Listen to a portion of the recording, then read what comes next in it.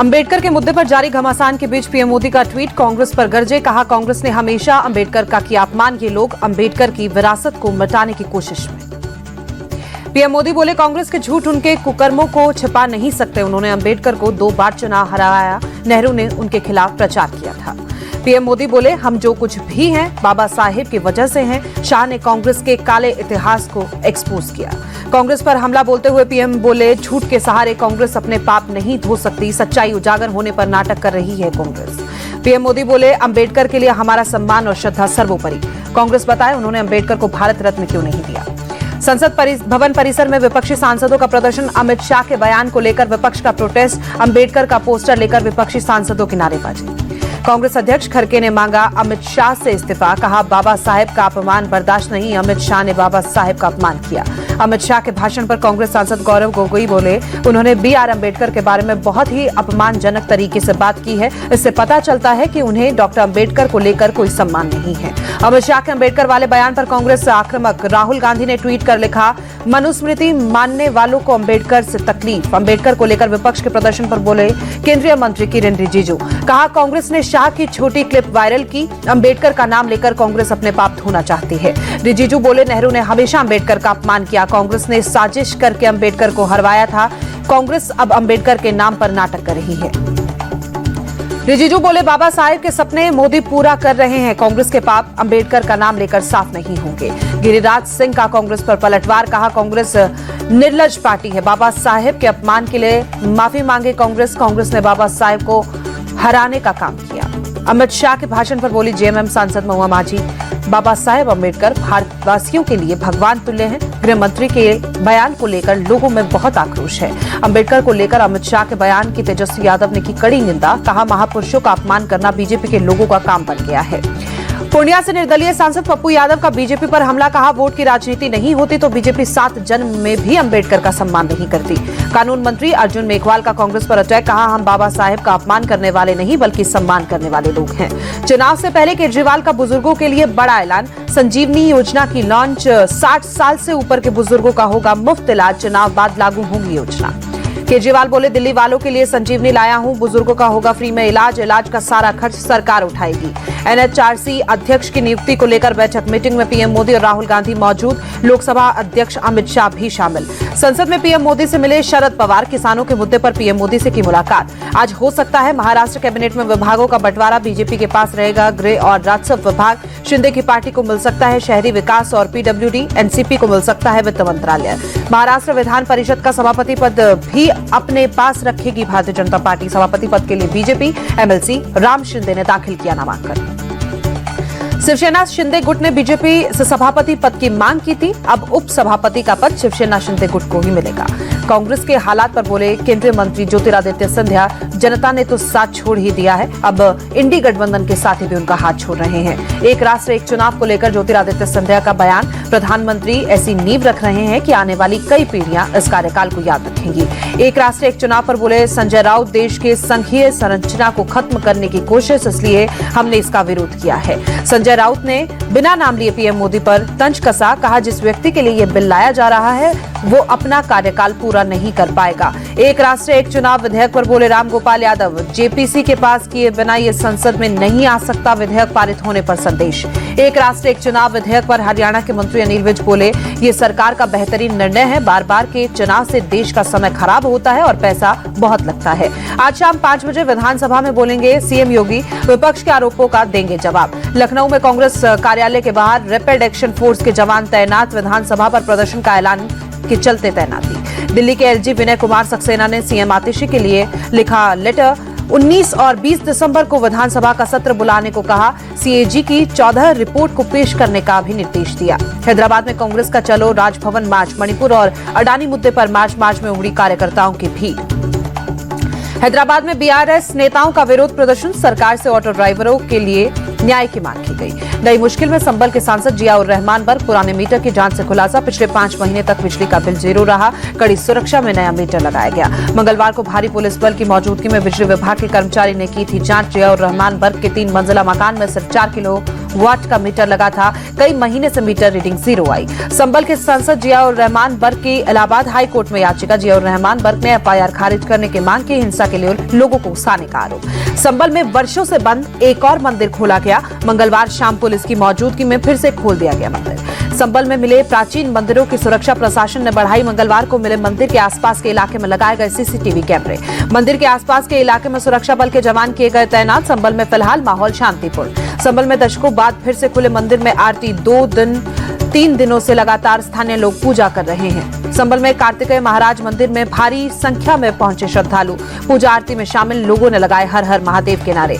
संभल के प्राचीन शिव मंदिर का आज नहीं होगा एएसआई सर्वे। एएसआई के 4 सदस्य सर्वे टीम के एक मेंबर में रिश्तेदार की मौत की वजह से टला सर्वे।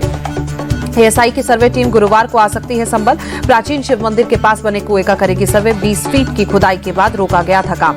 वाराणसी में आवासीय क्षेत्र में बंद मिले मंदिर की सुरक्षा बढ़ाई गई। मंदिर के बाहर पुलिस कर्मियों की तैनाती की गई। पंजाब में किसानों का रेल रोको आंदोलन। पटरी पर बैठकर किसानों ने प्रदर्शन किया। पंजाब में 23 जगहों पर रेल पटरियों पर बैठे किसान। दिल्ली से पंजाब, हिमाचल और जम्मू जाने वाली ट्रेनें प्रभावित। शंभू बॉर्डर पर भी किसानों का प्रदर्शन जारी। अपनी मांगों पर अड़े प्रदर्शनकारी किसान। प्रोटेस्ट की ड्रोन तस्वीरें सामने आई। एनआईए ने खालिस्तानी आतंकवादी लांडा के 2 सहयोगियों के खिलाफ आरोप पत्र दाखिल किया। पंजाब आतंकी साजिश मामले में बब्बर खालसा इंटरनेशनल के आतंकियों के खिलाफ आरोप पत्र। बिहार के मुजफ्फरपुर में AK-47 मामले में एनआईए की 2 जगहों पर रेड। कुडनी पंचायत के मुखिया नंदकिशोर राय और मिठनपुरा में बबलू खान के घर रेड। भारी संख्या में घर के बाहर पुलिस बल तैनात। जाकार्ता दौरे पर नेवी चीफ एडमिरल दिनेश के त्रिपाठी, इंडोनेशियाई सशस्त्र बलों के कमांडर जनरल अगुस से की मुलाकात। रक्षा सहयोग को और मजबूत करने पर चर्चा। मुंबई में भारतीय तटरक्षक बल के प्रमुख DGS परमीश ने वाइस एडमिरल संजय जसजीत सिंह से मुलाकात की। पश्चिमी नौसेना कमांडर है संजय जसजीत सिंह। बेहतर तालमेल की आवश्यकता पर जोर दिया गया। जम्मू कश्मीर के काठुआ में एक घर में आग लगने से 6 लोगों की मौत। घुटने से मौत की आशंका। हादसे में घायल 4 लोगों का इलाज जारी। मुंबई के दादर में चाइल्ड ट्रैफिकिंग गैंग का पर्दाफाश। 3 महीने की बच्ची को बेच रही एक महिला सहित 10 बिचौलिए गिरफ्तार। 5 बच्चे किए गए रेस्क्यू। महिला की सांस की शिकायत पर पुलिस ने कार्रवाई की। महिला के मुताबिक चोरी के आरोप में गिरफ्तार पति की जमानत के लिए बच्ची को 1 लाख रुपए में बेचा। चाइल्ड ट्रैफिकिंग गैंग का सरगना अब्दुल करीम नादव फिलहाल फरार। पुलिस की टीम मामले की जांच में जुटी। यूपी के सोनभद्र में सरकारी सिस्टम की लापरवाही। 12 पेंशनर्स को वृद्धा पेंशन के कागज में दिखाया गया मृत। MP के जबलपुर में SDM का ड्राइवर गिरफ्तार। लोकायुक्त ने 1.5 लाख रुपए घूस लेते हुए रंगे हाथों पकड़ा। SDM कोर्ट से केस रफा दफा करने के लिए 3 लाख रुपए की मांग की थी। इंदौर में एक महिला से करीब 1.5 लाख की ठगी करने वाले 4 लोग गिरफ्तार। क्राइम ब्रांच ने राज्य के अलग अलग हिस्से से अब तक 11 लोगों को गिरफ्तार किया। श्रीनगर में SSB ने टैक्सी ड्राइवरों के लिए लगाया मेडिकल कैंप। डॉक्टरों ने जांच कर दी दवाइयां। शिलांग में एंटी नार्कोटिक्स टास्क फोर्स से पुलिस स्टेशन का उद्घाटन। मेघालय के CM कॉनराड के संगमा ने उद्घाटन किया। देहरादून में उत्तराखंड निवेश और बुनियादी ढांचा बोर्ड की बैठक। मुख्यमंत्री पुष्कर सिंह धामी भी शामिल हुए। सबरीमाला मंदिर में हजारों की संख्या में पहुंचे भक्त। लोगों ने मंदिर में पूजा अर्चना की। भक्तों की भारी भीड़ को देखते हुए प्रशासन ने किए पुख्ता इंतजाम।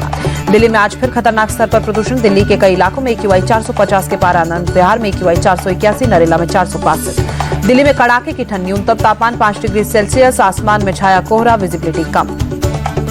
दिल्ली के इंडिया गेट में भी प्रदूषण के साथ कड़ाके की ठंड। पूरे इलाके में स्मोक की मोटी परत देखी गई। दिल्ली के कालिंदी कुंज इलाके में जमा देने वाली ठंड के साथ प्रदूषण। ड्रोन तस्वीरें आई सामने। पूरे इलाके में धुंध के साथ कोहरे का डबल अटैक। दिल्ली के नेहरू पार्क इलाके में भी स्मोक की मार। 16 दिसंबर से पूरे दिल्ली NCR में लागू है ग्रेप 4। दिल्ली का बारापुला ब्रिज भी धुंध की चपेट में आया। दिल्ली के कई इलाके आज कोहरे की चपेट में। दिल्ली में गणतंत्र दिवस की तैयारियां तेज। कड़ाके की ठंड के बीच सुबह सुबह कर्तव्य पथ पर वायुसेना के जवानों ने किया परेड रिहर्सल। अयोध्या में भी तापमान गिरने से शीतलहर। ठंड से बचने के लिए लोग अलाव का सहारा ले रहे हैं। वाराणसी में तापमान में भारी गिरावट के साथ ठंड बड़ी बचाव के लिए अलाव का सहारा ले रहे हैं लोग। यूपी के प्रयागराज में शीतलहर जारी। तापमान में भारी गिरावट। कई इलाकों में छाया घना कोहरा। यूपी के अलीगढ़ में तापमान गिरने से शीतलहर का प्रकोप। कोहरे की चपेट में पूरा शहर। हरिद्वार में शीतलहर जैसे हालात। ठंड से बचने के लिए अलाव का सहारा ले रहे हैं लोग। महाराष्ट्र के पुणे में कड़ाके की ठंड। न्यूनतम तापमान 60 डिग्री सेल्सियस दर्ज। ठंड से बचने के लिए अलाव तापते दिखे लोग। मुंबई में सुबह सुबह छाई हल्की धुंध। कई इलाकों में हवा की गुणवत्ता मध्यम श्रेणी में। ओडिशा के खोर्धा में तापमान गिरने से शीतलहर का प्रकोप। सुबह सुबह काफी सुंदर दिखा चिल्का झील का नजारा। श्रीनगर में न्यूनतम तापमान -5 डिग्री सेल्सियस। डल झील पर दिखने लगा बर्फ का पतला लेयर। हिमाचल प्रदेश के कुल्लू में डाई कोल्ड बढ़ा रही लोगों की परेशानी, ठंड से लोग पड़ रहे हैं बीमार, लोगों को बारिश और स्नोफॉल का इंतजार। आर अश्विन ने इंटरनेशनल क्रिकेट से लिया संन्यास, का टेस्ट खत्म होते ही संन्यास का किया ऐलान। टेस्ट ड्रॉ होने के बाद प्रेस कॉन्फ्रेंस कर आर अश्विन ने जानकारी दी, कहा यह हमारे लिए काफी भावुक समय। अश्विन का रहा शानदार रिकॉर्ड, उन्होंने 106 टेस्ट मैच में 537 विकेट लिए, जबकि 65 टी20 मैच के लिए 72 विकेट लिए गए। वहीं अश्विन ने 116 वनडे मैच में 156 विकेट लिए। आर अश्विन के संन्यास पर विराट कोहली का ट्वीट, बोले आपके संन्यास की खबर सुनकर भावुक हुआ, आगे के जीवन के लिए बहुत बहुत शुभकामनाएं। अश्विन के अंतर्राष्ट्रीय क्रिकेट में संन्यास को पूर्व कोच लालचंद राजपूत ने दुखद बताया, कहा वो भारतीय स्पिन गेंदबाजी के ध्वजवाहक रहे, भारतीय क्रिकेट में उनका अमूल्य योगदान है। तमिलनाडु के सीएम एम के स्टालिन ने चेन्नई में विश्व शतरंज चैंपियन डी गुकेश का सम्मान किया, खेल मंत्री उदयनिधि स्टालिन भी मौजूद रहे। सीएम स्टालिन ने डी गुकेश को 5 करोड़ रुपए का चेक और शॉल भेंट किया। चेन्नई में शतरंज अकादमी बनाने का भी ऐलान किया गया। डी गुकेश ने वर्ल्ड चेस चैंपियनशिप की जीती हुई ट्रॉफी मुख्यमंत्री स्टालिन को दिखाई, शतरंज की बसात भी भेंट की। World chess champion D Gukesh ने चेन्नई में रोड शो किया, बड़ी संख्या में लोग शामिल हुए। डी गुकेश ने तमिलनाडु सरकार और विश्वनाथन आनंद का आभार जताया, कहा विश्व शतरंज चैंपियनशिप का खिताब जीतकर अपना सपना पूरा किया।